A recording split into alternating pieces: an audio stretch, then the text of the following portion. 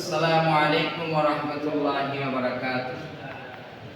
আজ 12 সেপ্টেম্বর রোজ শুক্রবার সোনাটিকারি আহসানিয়া দারুস সালাম শাহী জামে মসজিদে পবিত্র ঈদে মিলাদুন নবী সাল্লাল্লাহু আলাইহি ওয়াসাল্লাম উদযাপন উপলক্ষে বিশাল এক ওয়াজ মাহফিলের আয়োজন করা হয়েছে।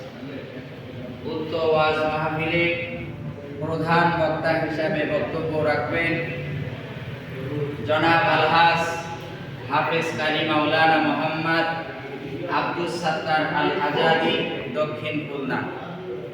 দ্বিতীয় বক্তা হিসাবে বক্তব্য রাখবেন জনাব হাফেজ কারি মাওলানা মোহাম্মদ তুহিন ইকবাল, খতিব আহসানিয়া দারুস সালাম শাহী জামে মসজিদ।